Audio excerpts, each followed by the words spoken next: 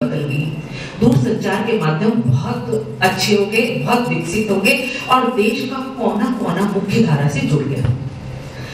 जब 1977 में border road organisation permanent हुआ तो इसमें इंडिया के प्राइम इंस्टीट्यूट से पढ़े हुए, REC से, IIT से पढ़े हुए इंजीनियर्स और अधिकारी आने लगे और इतनी संख्या में आने लगे कि सरकार को जो है उसके लिए एग्जाम रखना पड़ा, उसके लिए इंटरव्यू रखना पड़ा, चुनने के लिए, छटनी करने के लिए इतनी संख्या आ गई।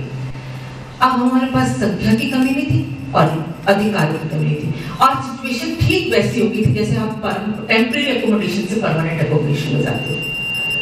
जब आप परमानेंट अकोमोडेशन में जाते हो तो आपकी अपनी पहचान बन जाती है, आप सक्षम होते हो, आप अपने पांवों पे खड़े होते हो। क्या अब आपको उधार की जरूरत होती?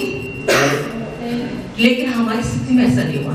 हमारी स्थिति में आज 52 साल तक उधार चल रहा है।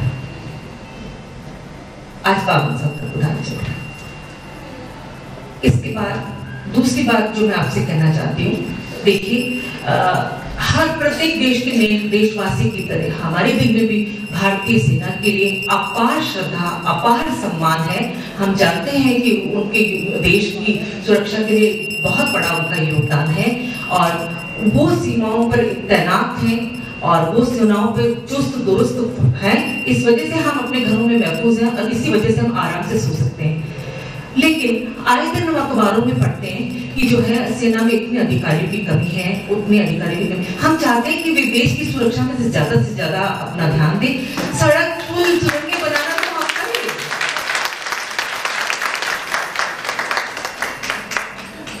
ये लड़ाई व्यक्ति नहीं है, ये लड़ाई सच की लड़ाई, हक की लड़ाई और न्याय की लड़ाई है। हमारे देश के राष्ट्रपिता महात्मा गांधी ने कहा था, अन्याय सहना और अन्याय करना दोनों बराबर के गुनाह हैं।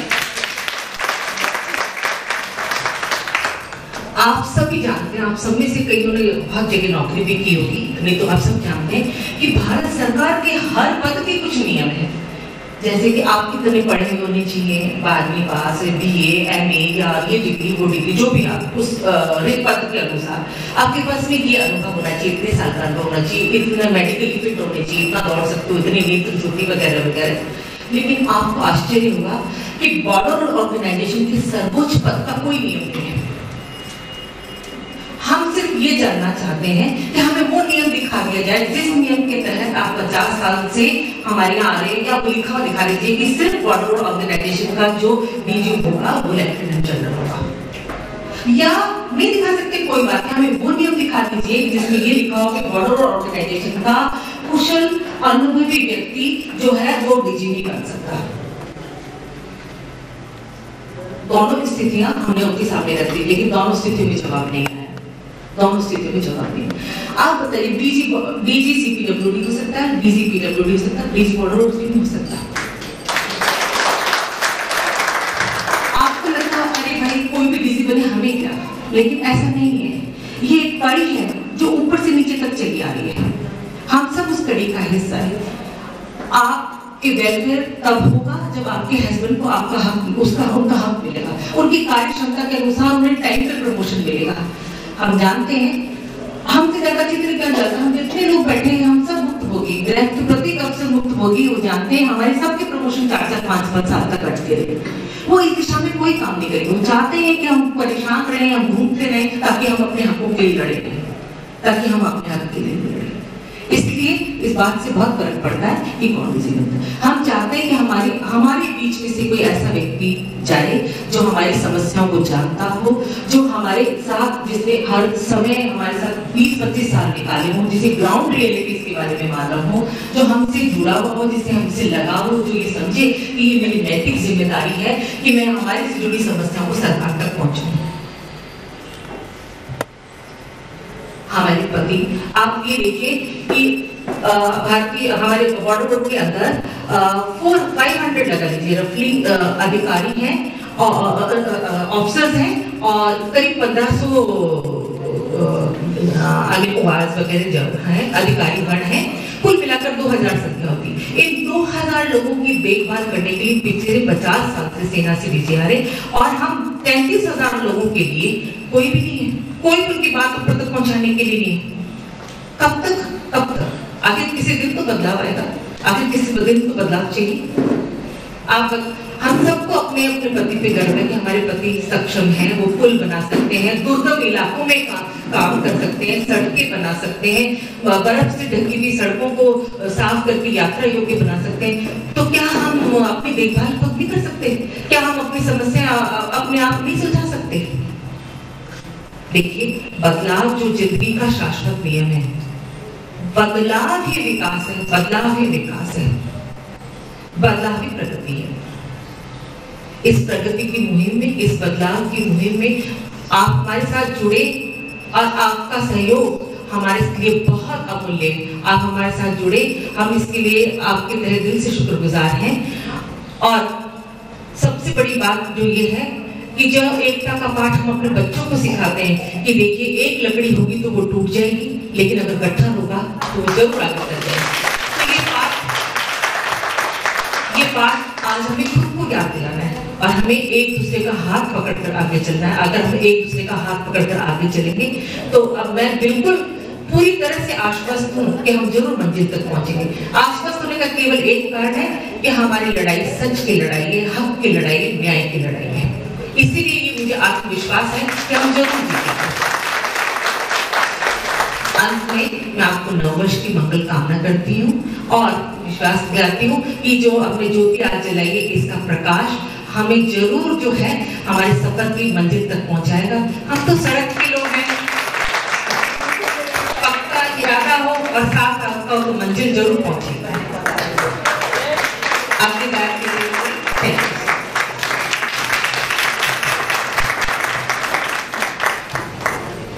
तरफ से मिसेस यादव को विश्वास दिलाना चाहती हूँ कि जो विश्वास आप, उसी विश्वास के साथ हम लोग इस लड़ाई में सफल होंगे। और मैं मिसेस यादव का धन्यवाद भी देती हूँ कि उन्होंने हमारी लेडीज को सारी बातें विस्तार से बताई और एक सीरियल वाइज बहुत अच्छे से समझाया और बताया, उसके लिए धन्यवाद। और अब मैं इस कड़ी को आगे बढ़ाते हुए मिसेस लाल से अनुरोध करूंगी कि वो आए और हमारी लेडीज को अपने विचार को व्यक्त करें।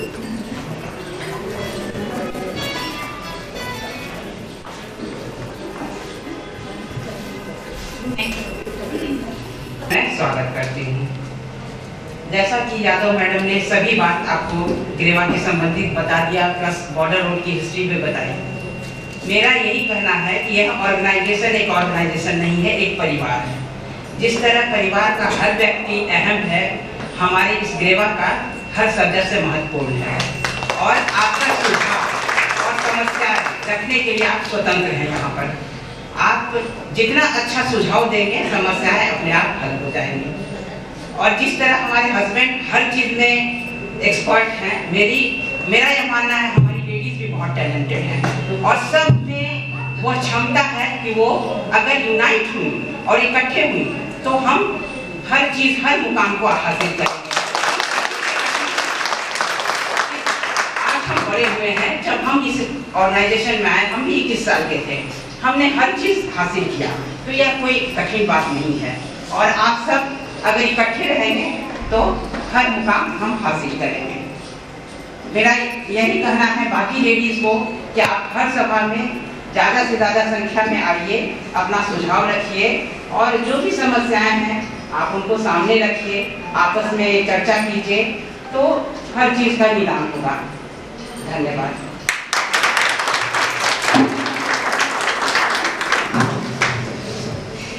ये बात मिसेस लाल ने जो कहा कि एकजुटता में जो ताकत है वो ही आगे बढ़ाने का रास्ता है, और उन्होंने बहुत ही थोड़े शब्दों में बहुत ज्यादा कह दिया और उन्होंने बताया कि हम सब इकट्ठे हैं तो मंजिल दूर नहीं है।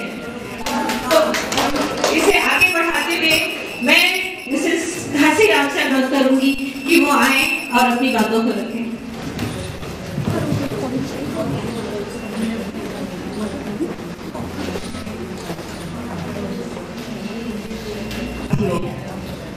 मैं आप सबको आज ग्रेवा डे फाउंडेशन डे की बधाई देती हूँ।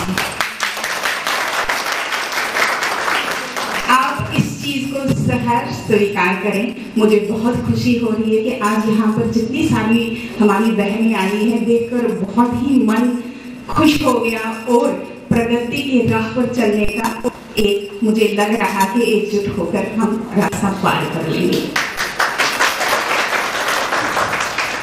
मैं आपको ये बधाई तब से देना चाहती थी जब कि मैं बॉर्डर रोड्स में इंट्रोड्यूस हो गई थी, लेकिन कहते देर आया दुरुस्त आया। दुरुस्त आने में, इसको दुरुस्त बनाने में हमें थोड़ा सा समय और अपना सहयोग की 100% की जरूरत है। मेरे हिसाब से मेरी डिक्शनरी में नामुमकिन कोई चीज नहीं है, लेकिन मुमकिन बनाना इसको आप सबका साथ हो और हमारा स्ट्रगल हो तो ये आगे जरूर बढ़ेगा।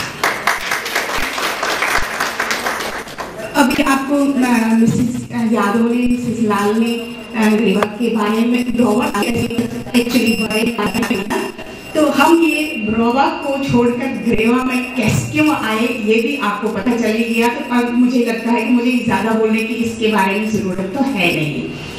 तो जो भी हम आज तक ब्रोवा करते आए हैं तो वो मुझे यूजलेस ही लगा है। वही एक पकौड़ा, एक और नाच गाने के अलावा फैक्ट ये है कि कुछ नहीं था, जो कि हमारी सारी बाकी पीछे बैठी हैं, हो सकता है इनके दिलों में भी काफी ग्रीवेंसेस होंगी जो ये हम तक नहीं पहुंचा पाई। क्यों नहीं पहुंचा पाई? कि आगे कोई सुनने वाला था ही नहीं। आपको मैं एक रियल स्टोरी बता रही हूँ कि जब मेरे हस्बैंड यहाँ थे DNS में थे तो मेरा ब्रोवा था उस दिन। तो मिसेस नंदा थी इधर उस टाइम।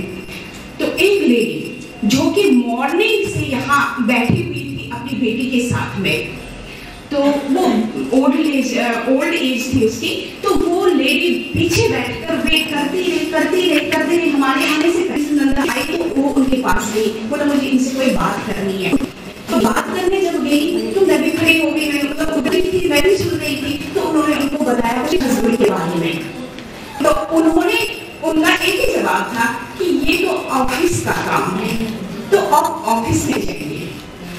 मैंने उस लेडी को बताया, मैंने तो नहीं सुना, लेकिन आप प्लीज पीछे बैठिए, जब तक ये सब चले जाते हैं मैं आपसे बात करती हूँ, मैं पूछती हूँ आपसे क्या प्रॉब्लम है। तो जब सब लोग गए वो बैठी रही तो मैंने उसे बाद में बुलाकर मैं बोली बताओ अब क्या बात है। तो उन्होंने बोला कि 9 साल हो गए उनके हस्बैंड एब्सकॉन्डिंग मिले ही नहीं। वो कहीं से मतलब कहीं हाई ऑल्टीट्यूड में स्नो कटर का मशीन चलाते थे और वो नीचे गिर गया। और फिर क्या हुआ ये किसी को पता ही नहीं है। 7 इयर्स वैसे ही एब्सकॉन्ड रूल है, जब तक डेड बॉडी नहीं मिलेगी तो तब तक कुछ नहीं है। तो 9 इयर्स हो गए इंसान को एब्सकॉन्डिंग, 7 ईयर कंप्लीट करके भी तब भी उसका कोई केस शुरू नहीं होता। उस टाइम उसके बच्चे छोटे रहे होंगे, उसने कैसे वो टाइम बिताया होगा। मैंने तो मतलब मैं यू विल नॉट बिलीव कि मेरे एकदम आंसू निकल गए। मैंने क्या आज तक आप ऐसे बिना पैसे के क्या कर सकता है इंसान? बच्चों को कैसे पालेगा? और वो भी एक इमिग्रेंट लेडी कहाँ जाएगी गाँव की? तो मैंने उसको बोला आप इधर ही बैठो। मैं उसी टाइम अपने हस्बैंड को बुलाया मैंने बोला भाई ऐसे बात है, आप मुझे बताइए इस लेडी का क्या करोगे? अगर हम नहीं करेंगे तो कौन करेगा? ये इस लेडी की उम्र गई, इसके बच्चे इतने बड़े हो गए, बेटियां इसकी शादी के काबिल हो गई है, करेगी तो क्या करेगी? मेरे हस्बैंड ने उसी टाइम बोला उनको कि जो उन्होंने पेपर थोड़े बहुत लाए थे, बोला कि ये पेपर दे दो और मैं अभी देखता आपको, मैं अभी बताऊंगा कि नेक्स्ट स्टेप क्या करना है इसको। उन्होंने पेपर लिए, आधे घंटे पौने घंटे में उन्होंने बोला कि मुझे पूरी डिटेल नहीं पता चल रही है इसकी, तो हमें थोड़ा टाइम चाहिए इसको। तो मैंने उसको बताया, उसको प्रॉमिस किया, मैं बोला अगर कुछ भी चाहे हमारी पोस्टिंग हो जाए चाहे जो भी हो जाए, आप एक केस का कुछ ना कुछ हम करा के आपका पेंशन हम स्टार्ट करा देंगे। उस केस को 4 महीने लगे, मतलब आगे चलने में, क्योंकि वो बहुत पुराना था। पुराने सारे मतलब ये निकालने थे, पेपर्स निकालने थे, रिकॉर्ड्स निकालने थे, 4 months कंप्लीट, 4 महीने लगे उस केस को, और फिर उस लेडी को जितना कंपनसेशन था वो मिला, जितना उसका पेंशन था वो मिला। जब भी दिवाली होती है, जब भी न्यू ईयर होता, उस लेडी का सबसे पहले मुझे फोन आता है और मुझे बहुत खुशी होती है, कम से कम वो चल निकली। ये एक बहुत बड़ी मतलब बात है जो कि हमारे लोगों को पता ही नहीं चली। तो क्या फायदा हुआ हमारे यहाँ जनरल आए या उससे बड़ा कोई आए, फायदा क्या हुआ, क्या किया है?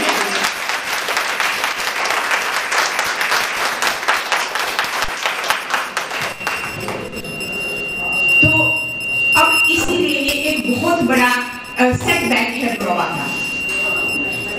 ड्रोवा से ग्रेवा क्यों आया, ये एक बहुत बड़ा इसका मतलब डिमेरिट है। तो मतलब आपको पता ही है ये जो जैसे गांधी जी ने काम किया, गांधी जी ने स्टार्ट की स्ट्रगल जो भी स्टार्ट किया इंडिया को मतलब फ्री करने में, तो उस टाइम भी कितनी प्रॉब्लम हुई थी। हाँ, तो फिरंगियों ने क्या क्या नहीं किया, कैसे कैसे नहीं किया, लेकिन फिर साथ मिलकर एकजुट होकर कामयाब तो हो ही गए। आज हम उसी भारत में कितने प्यार से, कितने फ्री होकर सांस ले रहे हैं। तो मैं आप सब से यही विनती करती हूँ कि आप आज आए हैं, एकजुट हो गए हैं, इस इकाई को, इस चीज को, इस यूनियन को बराबर चलाते रहिए। इसमें ना मतलब ये कभी मत सोचिएगा कि ये लेडी नहीं आई तो मैं क्यों जाऊं, ऐसा मत सोचिए। आप ये सोचिए कि मैं जाऊंगी चाहे दूसरा आए, इसका काम भी मैं ही करूंगी। ये नहीं सोचना है कि अलग अलग काम है।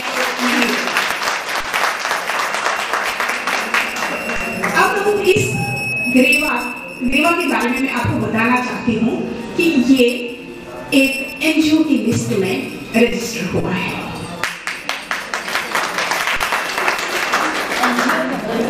इस ग्रेवा में हम क्या करेंगे अब आगे, इसकी भी मैं आपको इंफॉर्मेशन देती हूँ। स्पेशली मैं जो पीछे बैठी हमारी बहन है उनको बताना चाहती हूँ, जो भी आपको आगे लेडीज मिलेंगी प्लीज उनको बता दीजिएगा, कन्वे करिएगा ये बात।